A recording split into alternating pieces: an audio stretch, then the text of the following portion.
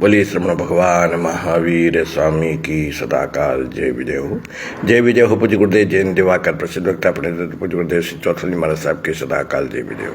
जय विजय हो। तरुण तपस्वी पूज्य गुरुदेव श्री विमल महाराज साहब के सदाकाल जय विजय हो। सज्जनों, आपके सामने भगवान महावीर स्वामी के द्वारा श्रावक के 12 व्रत जो प्रभु ने फरमाए हैं, सुबह कुमार को जो भी आत्माएं भगवान महावीर स्वामी के पास में पहुंचती थी, प्रभु महावीर उन्हें धर्म में दृढ़ होने के लिए, धर्म की आराधना करने के लिए, धर्म की साधना करने के लिए उपदेश देते थे। क्योंकि प्रभु जानते थे कि आत्माएं इस संसार के अंदर 84 लाख जीवा योनि के अंदर भटक रही है, तो इन आत्माओं का भटकाव समाप्त करने के लिए एक ही मार्ग है और वह है धर्म का मार्ग। और इसलिए उन आत्माओं को प्रभु जो है बोध देते थे। जो आत्माएं समझ जाती, प्रभु की वाणी को अपने आत्मा में उतार लेती थी, हृदय में धारण करके भगवान के द्वारा बताए हुए मार्ग के ऊपर चलने का वो प्रयास करते थे, जिससे उन आत्माओं का कल्याण हो जाता। प्रभु के संपर्क में आने पर हजारों लाखों आत्माओं ने अपने उद्धार का मार्ग अपनाया। कई आत्माएं मोक्ष के अंदर गए। आज भी उन प्रभु महावीर के उपदेश को जो आत्मा आत्मसात करती है, धर्म को सिर्फ एक द्रव्य रूप में नहीं लेकिन भाव रूप में आत्मा के भीतर में उतारती है, वो आत्माएं आज भी अपना कल्याण करती है। तो आइए, 12 व्रतों का वर्णन चल रहा है, जिसमें 9वें व्रत की चर्चा कल आपके सामने की थी। अभी उसके भाव अभी अधूरे हैं, अभी उसे पूर्ण करने का प्रयास करता हूं। सामायिक की 2 घड़ी की संभाव के साथ में युक्त सामायिक करने का फल जो है कल आपको बताया था। लेकिन हमारे कई पूर्वाचार्य जो पूर्व में आचार्य हो गए हैं, महान विद्वान संत हो गए हैं, ज्ञानी गुरु हो गए हैं, उन्होंने सामायिक के फलस्वरूप कई पल्योपम या सागरोपम के नरक का आयुष्य का टूटना और देवता का आयुष्य बंधना बताया। किसी अपेक्षा से यह बात ठीक भी हो सकती है, लेकिन उस फल की कामना के बिना जो सामायिक की जाती है वही श्रेष्ठ सामायिक है। और इसलिए भगवान महावीर स्वामी ने महाराजा श्रेणिक से कहा था, क्योंकि राजा श्रेणिक ने पूछा था कि प्रभु, मेरा आयुष्य पूर्ण होने पर मैं कहां जाऊंगा? भगवान ने कहा, तुम पहली नारकी के अंदर जाओगे।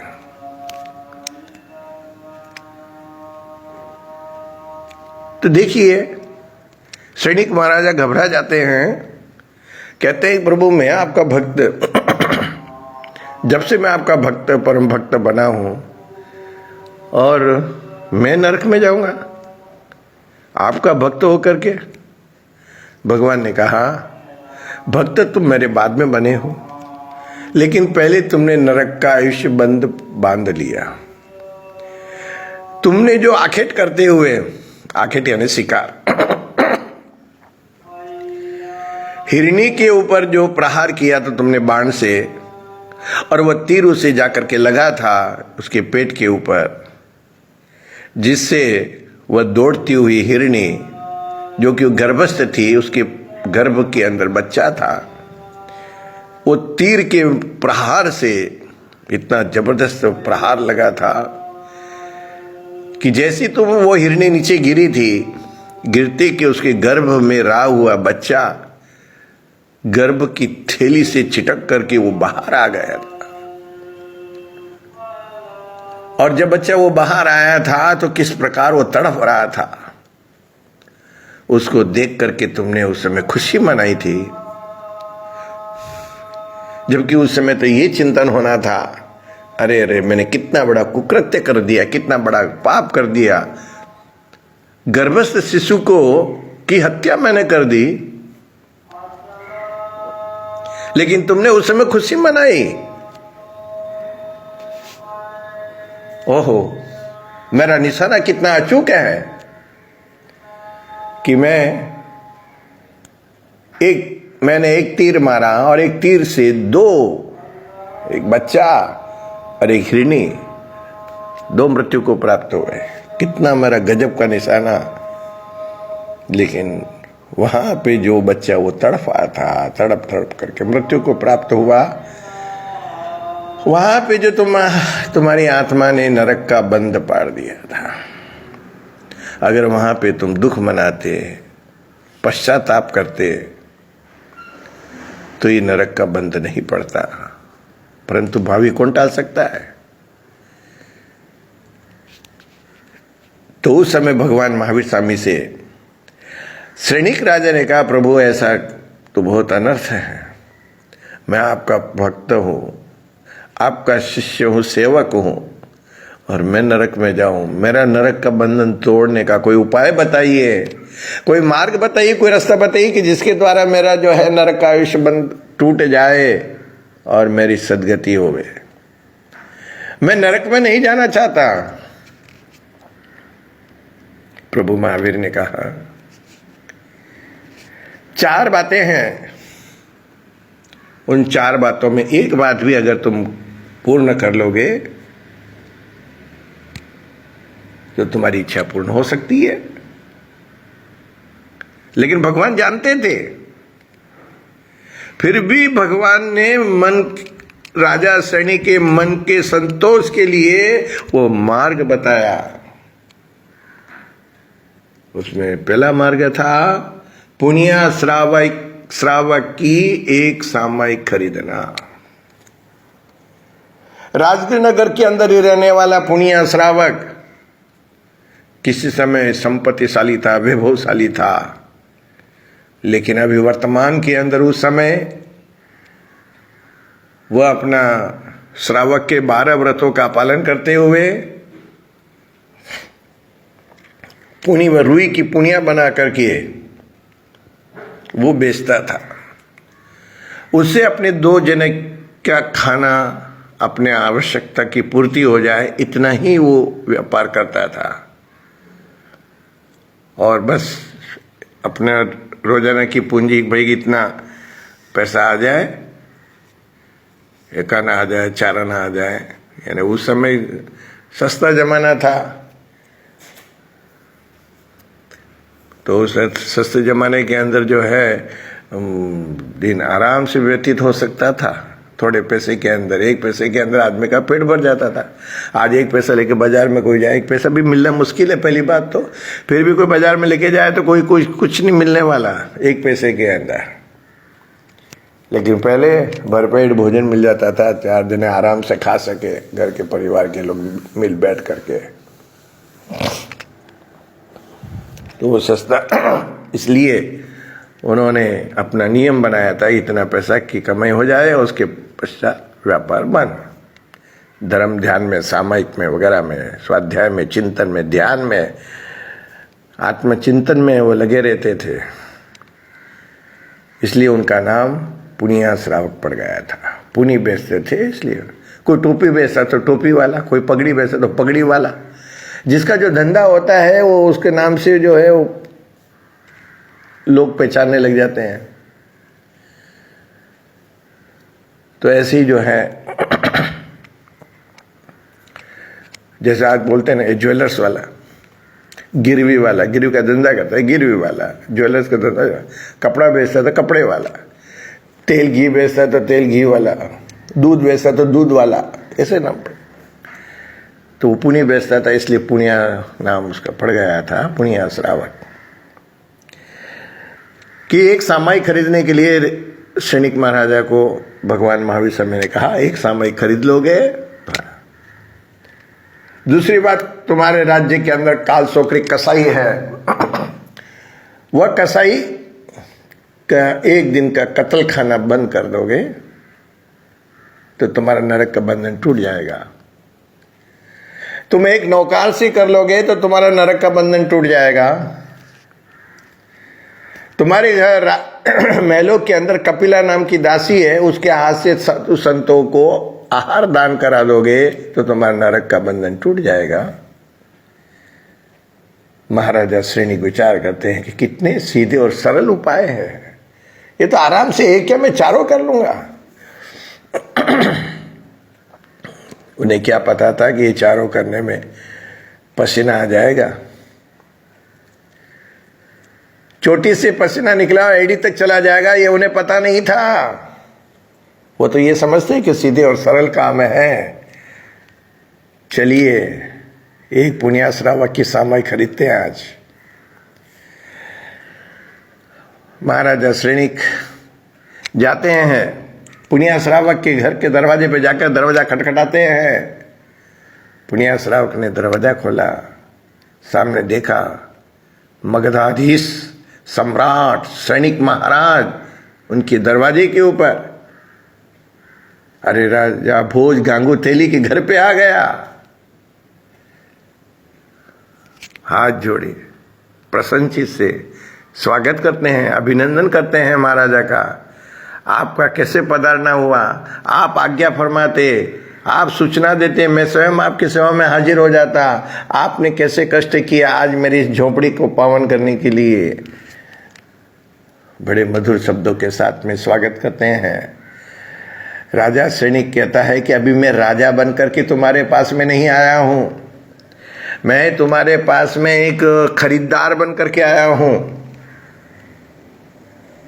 तुम व्यापारी हो, माल बेचने वाले, मैं खरीदार हूं, खरीदने वाला, ग्राहक हूं। मेरी आपसे एक प्रार्थना है। बोले हजूर आज्ञा फरमाइए, प्रार्थना कि आप हमारे मालिक हैं, हम आपके सेवक हैं।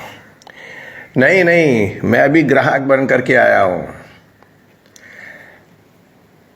मैं तुम्हारे से एक चीज खरीदना चाहता हूं। फरमाइए ऐसी मेरे पास में क्या है। मेरा तो पुनी बेचने का धंधा है, व्यापार है, और कोई व्यापार नहीं है मेरा। सब मैंने सब बंद कर दिए, खाली पुनिया बना करके बेचता हूं।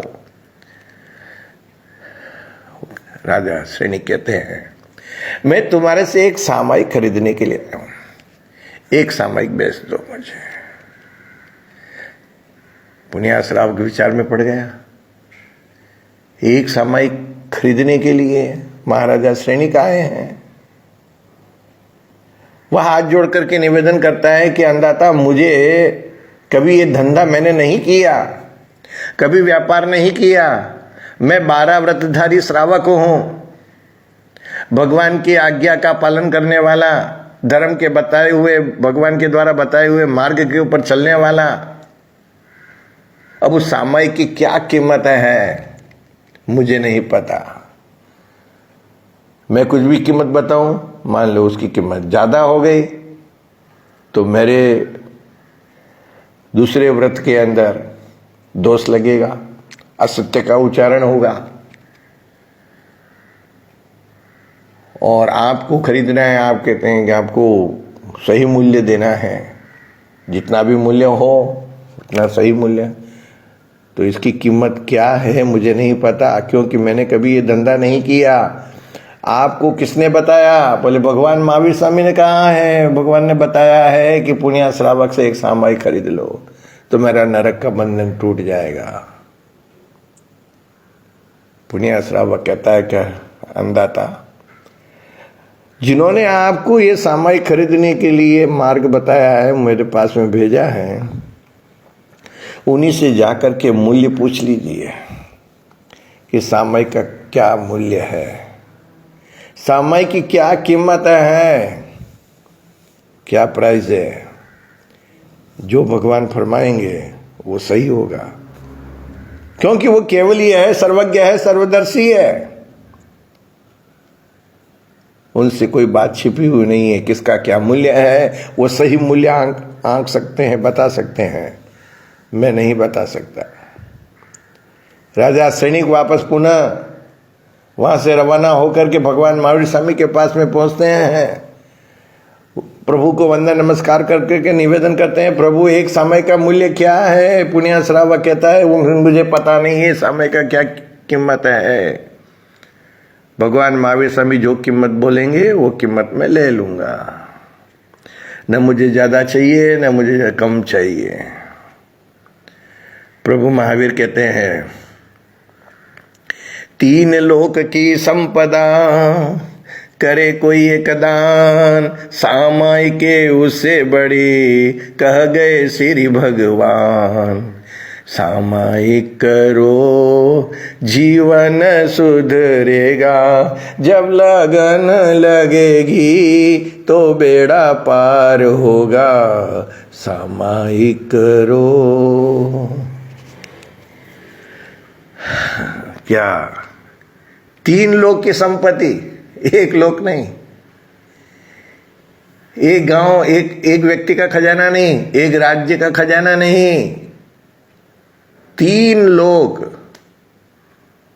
ऊर्ध्वलोक, अधोलोक, तिरछालोक, तीनों लोक का संपत्ति जो भी है पूरी दान कर दो, तब भी जो एक सामायिक नहीं खरीद सकते।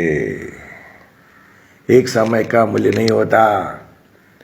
अरे सामायिक की मूल्य की तो बात छोड़ो, दलाली करने वाला जो सामायिक की दलाली करता है, किसी को कहता है कि सामायिक करो सामायिक करो, और वो एक व्यक्ति मान लेता है उसकी बात को और एक सामायिक वो करता है, तो उसकी दलाली यानी उस कमीशन एजेंट कितना कमीशन मिलता है।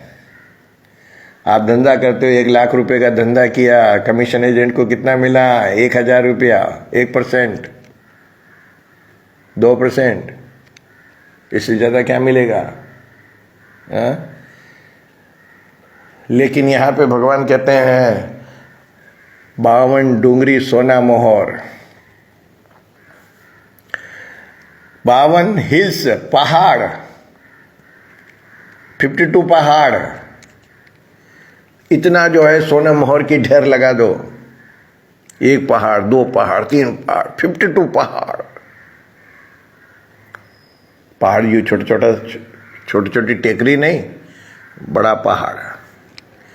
इतना सोना जो है लगा दो, उतना दलाली करने वाले को, यानी कि सामायिक की दलाली जो करते हैं कमीशन एजेंट को, इतना धन वो प्राप्त होता है। तो उसका मूल्य क्या है? आप सभी लोग चिंतन कीजिए, विचार कीजिए और कैलकुलेटर लेकर के बैठ करके कि एक पहाड़ के अंदर कितना सोना लगता है, कितनी सोना मोहरें लगती है, उसका हिसाब आप लगा लीजिएगा। इतना धन है क्या?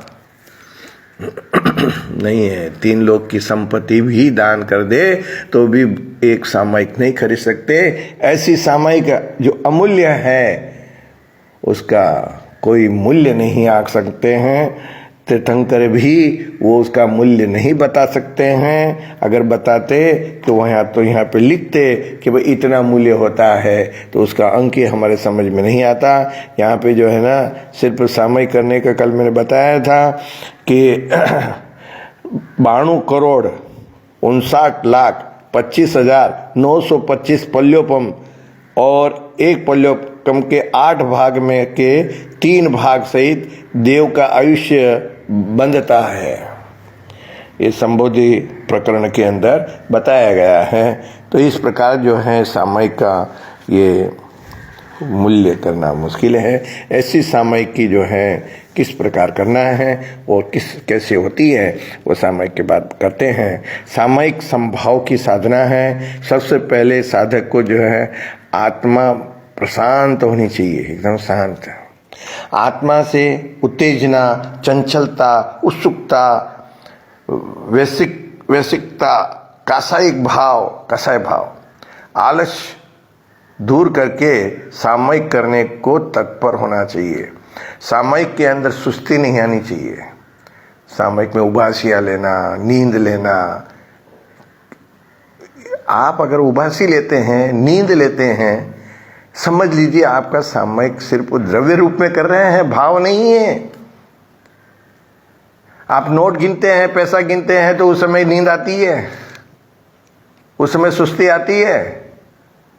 लाखों की गड्डियां सामने पड़ी हुई है, नोट गिन रहे हैं फटाफट फटाफट फटाफट, उस समय के एक माला फेरते तो उसमें सुस्ती आती है। एक 15 मिनट जाप करते हैं, एक नौकार मंत्र की पूरी एक माला फेरते हैं, 15-20 मिनट लगता है, जिसके अंदर जो है आदमी को सुस्ती आ जाती है, नींद आने लग जाती है। माला फेरू तो मन घूमने को जाए, उसे समझाऊं तो नींद आ जाए। कैसे जपू जाप मुझे कर्मों ने घेरा, हाय हाय कर्मों ने घेरा। मैं क्या करूं नाथ मुझे कर्मों ने घेरा, हाय हाय कर्मों ने घेरा। एक माला फेरते हैं जिसमें मन चंचल होता है, मन इधर उधर घूमने को जाता है, बाजार में जाता है, इधर जाता है, उधर जाता है। एक माला शांति से नहीं फेर सकते हैं। और कभी मन को समझाते हैं माला फेरने में तो भाई आंख बंद करके आराम से सीधे बैठ जाइए, एकदम कड़क होके बैठ जाते हैं, तो फिर थोड़ी देर माला चलती है, नमो नौकार मन बोले वहाँ करने लगे, आगे जबकि आगे नींद आ गई, नींद आ जाती है। कैसे जाप कर सकते हैं? एक सामयिक करते हुए एक भाव होना चाहिए। पैसा संपत्ति गिनते हुए कैसा भाव होता है, नाटक खेल तमाशा देखते हुए कैसे आपके जो है एकदम नींद वगैरह को भगा देते हैं, ऐसे ही सामयिक के अंदर जो है एक दृढ़ता होनी चाहिए। सामयिक करने का संकल्प करके घर से निकल करके धर्म स्थान में जाते समय भी हमारी भावना शुभ रहनी चाहिए। हम घर से निकलते हैं सामयिक करने के लिए, धर्म स्थान में जा रहे हैं, तो हमारे शुभ भावना, मन के अंदर भाव अच्छे होने चाहिए। मन में जो है सावध्य विचार, गृह संबंधी, व्यावसायिक, संसारिक चिंतन नहीं हो, संसारी कोई बातें मन में नहीं आनी चाहिए।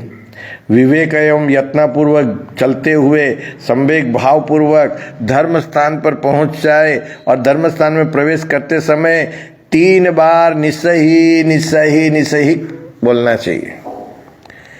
इसका आशय यह है कि मैं कर्म स्थान को छोड़ करके धर्म स्थान में प्रवेश कर रहा हूं। अभी तक मैं कर्म स्थान, संसार के कामों के अंदर था, इस दरवाजे के ऊपर मैं पहुंचा हूं, यहां तक मेरा कर्म स्थान था, परंतु अब मैं धर्म स्थान में प्रवेश कर रहा हूं।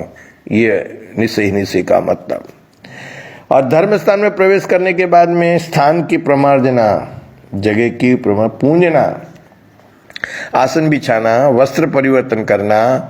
जैसे ही लोग पेंट में बैठ जाते हैं, घर के कपड़े निकालना चाहिए, चोलपट्टा पहनना चाहिए या धोती पहननी चाहिए, उसकी लांग खोलनी चाहिए, है ना। तो वस्त्र परिवर्तन करना, वो भी विवेक के साथ में। और उसके बाद में मुखवस्त्रिका यानी मुपत्ति बांध करके सामयिक साधना के लिए बैठना है। तो सर्व पहले आसन के ऊपर पास में पहुंच करके पहले 3 बार तिकुतों के पाठ से वंदना करना चाहिए। अगर कोई साधु साध्वी हो तो उनके सामने वंदन करना।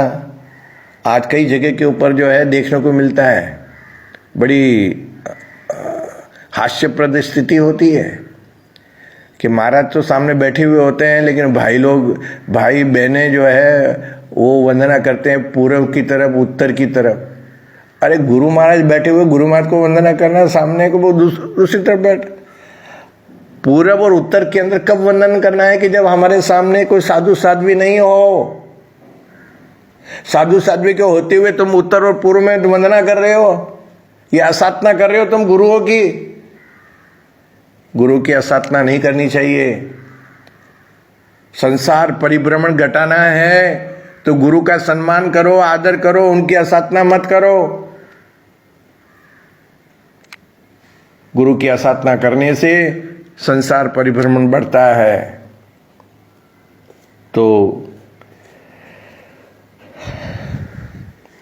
वो जो है यानी साधु साध्वी नहीं हो तो पूर्व या उत्तर दिशा की ओर अथवा ईशान कोण की ओर मुंह करके जो है यानी कि महाविदेह क्षेत्र में विचरने वाले अरिहंत देव को विधि पूर्वक वंदन नमस्कार करना चाहिए।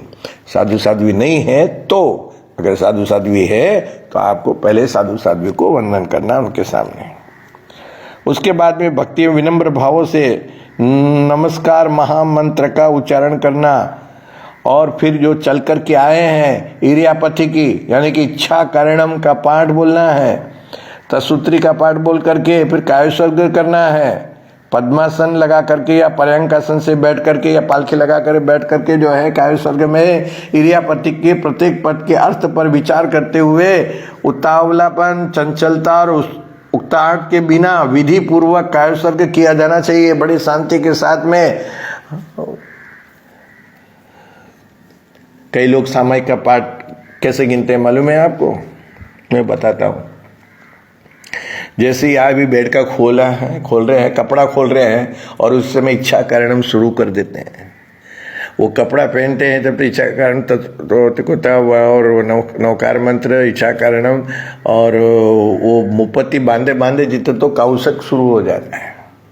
कई लोग तो मुपत्ति भी पहले नहीं बांधते, बाद में बांधते, पहले कौशक कर लेते हैं, हो जाता है, वो कौशक हो जाता है। और फिर बाद में जो है फटाफट के जल्दी सामायिक आ जानी चाहिए। तो अभी हाल पाठ भी पूरे गिने नहीं है, अभी वस्त्र पूरे गिने नहीं है, आसन बिछाया नहीं है, पूंजा नहीं है और उसके पहले कौशक हो गया है। कौशक करके फिर वो ध्यान में आर्तदान रोधिदान का पाठ बोला है और फिर उसके बाद में लोगोस बोल करके कड़ी में बनते का पाठ ले लिया है। हमारा सामयिक पचका दो।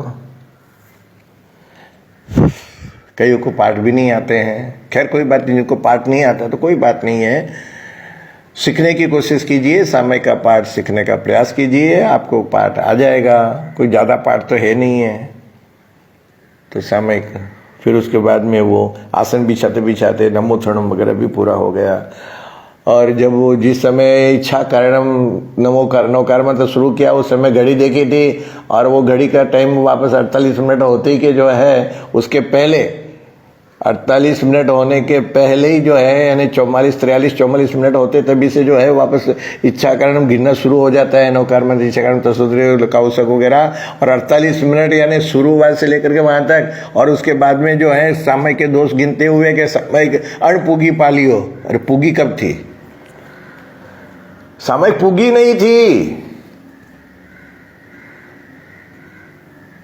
और तस्मिच्छामि दुक्कड़म दे रहे हैं कारण पुगी पालियो। सामयिक जो आत्म कल्याण का साधन है, समता भाव का मार्ग है, समता की सीढ़ियों पर चढ़ करके आत्मा मोक्ष के अंदर पहुंच जाती है सामयिक साधना के द्वारा। आत्म कल्याण हो जाता है। उसको हमने सिर्फ एक मजाक बना लिया। तो सामयिक पाठ गिनना है बराबर अच्छी तरह से और विधि पूर्वक कायस्वर्ग करने के बाद में कायस्वर्ग पारने का पाठ बोलना है। फिर लोगस का उच्चारण करना है। यानी कि लोगस जो बोलते हैं वो 24 तीर्थंकरों की स्तुति है, 24 स्तव्य बोल। तीर्थंकरों का स्मरण करने के बाद सामयिक की प्रतिज्ञा लेनी है, कड़ी में बंधे का पाठ लेना है। सामयिक करने की प्रतिज्ञा करके हम पापकारी योगों का त्याग करते हैं। मन वचन और काया से किसी भी प्रकार का पाप करने का हमने त्याग किया है। इस प्रत्याख्यान का हमें पालन करना है। हम अपने चिंतन, वचन, व्यवहार और शारीरिक हलन चलन पर सावधानी पूर्वक दृष्टि रख करके अपनी प्रतिज्ञा एवं प्रत्याख्यान का भली प्रकार से पालन कर सकते हैं। सामयिक ग्रहण करने के बाद में नमो तृण का पाठ बोलना है, फिर धीरे धीरे यानी अच्छा आराम से बोलना है। और उसके पश्चात सामयिक के काल को सफल बनाने के लिए सामयिक के अंदर क्या करना है, स्मरण, स्तुति, स्वाध्याय, अनुप्रेक्षा, ध्यान, तात्विक अभ्यास, सिद्धांत श्रवण किया जा सकता है। प्रवचन, संत साधु साध्वी हैं या कोई स्वाध्याय भाई है, वो अगर स्वाध्याय करा रहे हैं तो वो सुनना है, और वो नहीं है तो अपनी पुस्तक पढ़ना है ना, माला फेरना है, ध्यान करना है। तो इस तरह शुभ भावों के अंदर जो है आत्मा तल्लीन रहनी चाहिए। सामयिक काल के अंदर नया ज्ञान प्राप्ति करने का, सीखने का प्रयास करना चाहिए, और जो पुराना ज्ञान हमने सीखा हुआ है उसकी पुनरावृत्ति होनी चाहिए। सामयिक में लेस मात्र भी अशुभ चिंतन नहीं हो। संसारिकता, राजनीतिक, सामाजिक, व्यावसायिक और कौटुंबिक विषयों को स्पर्श नहीं किया जाए, इसका सदैव ध्यान रखना चाहिए। यानी राजकाज की बातें, परिवार की बातें, खाने पीने की बातें, ये सब जो है सामयिक के अंदर नहीं करना चाहिए। इसके अतिचार बताता हूँ आपको। सामयिक व्रत के को दूषित करने वाले 5 अतिचार हैं। मन दुपणियाने, मन को दुर्ध्यान, दुष्चिंतन में लगाना।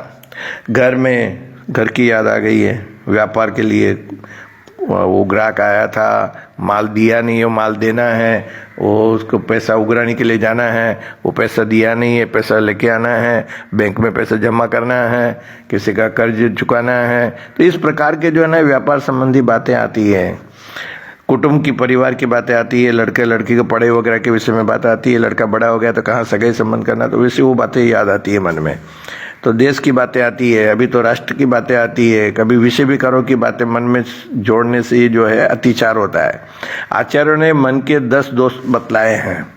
अविवेक, सामयिक में सावध्य, निर्वध्य का विवेक नहीं रखना अविवेक कहलाता है। ये 10 बातें हैं, दोष है, वो बता रहा हूँ। दूसरी बात, यशो कीर्ति, यश व प्रतिष्ठा की इच्छा से सामय करना। अगर मैं सामय करूंगा, लोगों को मालूम पड़ा हो सामय कर रहे साहब, अरे वाह वाह वाह वाह वाह, बढ़िया। लाभार्थ, द्रव्यादि लाभ की कामना से सामय करना, कि सामय करूंगा मुझे लाभ की प्राप्ति होगी, धन मिलेगा। गर्व, धर्मात्मापन का गौरव रखकर सामय करना, अथवा गर्व सहित सामय करना, अभिमान सहित सामय। भय, किसी प्रकार के भय से बचने के लिए सामय करना। कोई को मालूम पड़े कि कोई अभी उधारी लेने वाला आने वाला है और वो पास में पैसा नहीं है, तो सामय करके बैठ जाना है, वो तो उस समय कुछ नहीं कर सकते। या कोई पुलिस वाला आ रहा है तो अभी वो सामय करके बैठ जाएगा। वो जब तक सामयिक साधना में है, पूजा में है, तब तक वो भी हाथ नहीं लगाएगा, बैठा रहेगा, इंतजार करेगा, या वो चला जाएगा, बाद में आएगा। तो भय से भी जो है सामय करना। निदान, सामय का भौतिक फल चाहने रूप निदान करना, नियाना करना। संशय, सामयिक के फल के विषय में शंकाशील रहना। रोष, राग द्वेष आदि के कारण सामयिक करना अथवा सामयिक में राग द्वेष करना। अविनय, देव गुरु और धर्म का विनय नहीं करना अथवा उनकी आसाधना करना या विनय भाव रहित सामयिक करना। अबहुमान, सामयिक के प्रति आदर भाव नहीं रखते हुए बेगार टालने के लिए समान वो काल पूरा करना। जबरदस्ती बेगार, जबरदस्ती मान न मान मैं तेरा मेहमान वाली कहावत के अनुसार जो है सामय करते हैं। ये 10 दोष है मन के। इन दोषों से बचने पर जो है मनोदुष्परिधान रूप अतिचार टलता है। वैदुपणियाने, वाणी का दुरुपयोग करना, कर्कश, कठोर एवं सावध्य वचन बोलना। वचन के भी जो है 10 दोष है।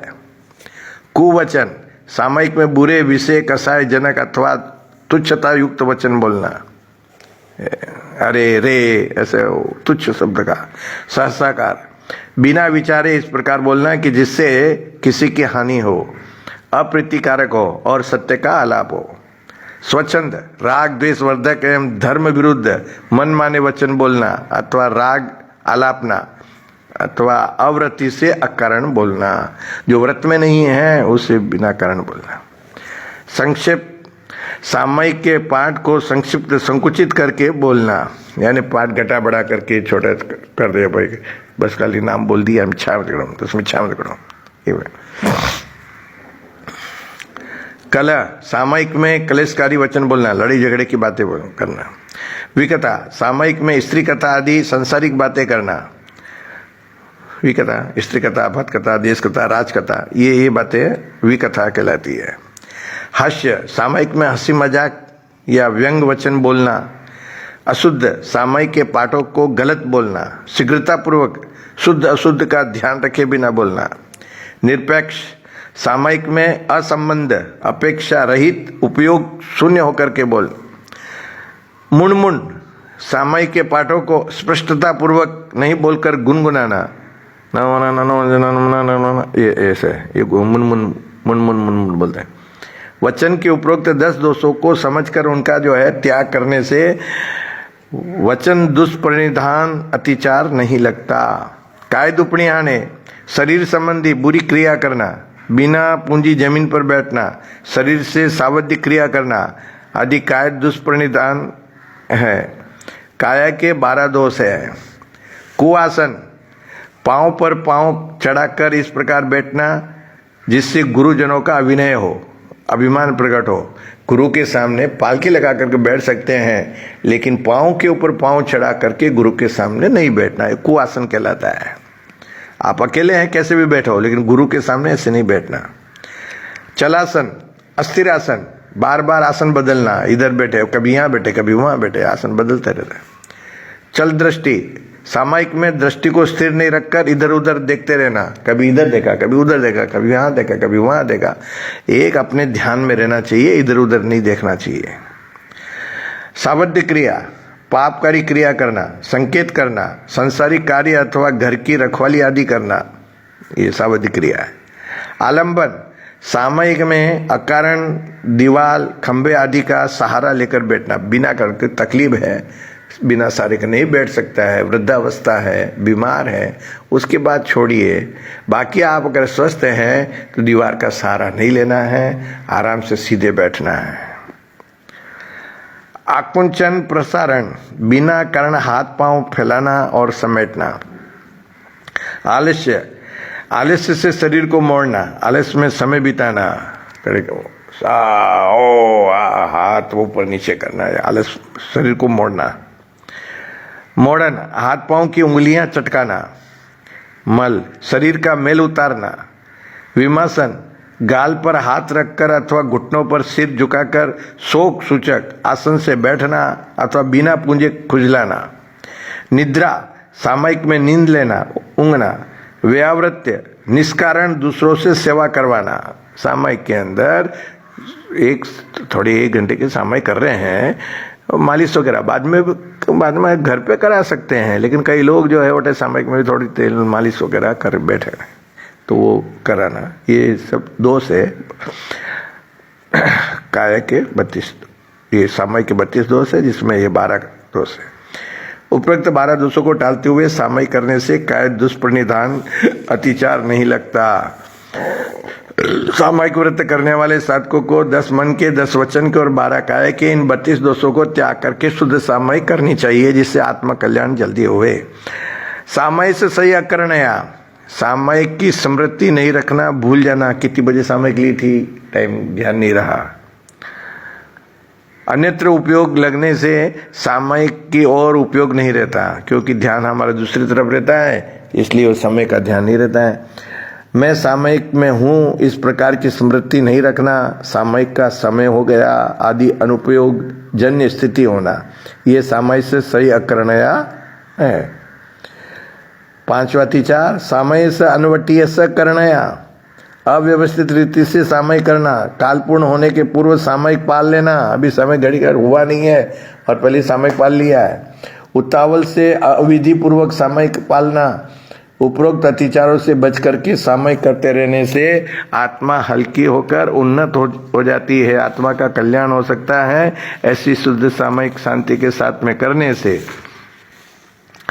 और इसके आगार है कि सामयिक काल में अग्नि, सर्प, चोर, शत्रु, आक्रमण आदि का उपद्रव होने पर अपने वस्त्र वगैरह, अपने सामान वगैरह को यत्नपूर्वक उठा करके सुरक्षित स्थान में ले जाना, वहाँ दूसरी जगह स्थान बदलना तो पड़े तो उसका आगार है।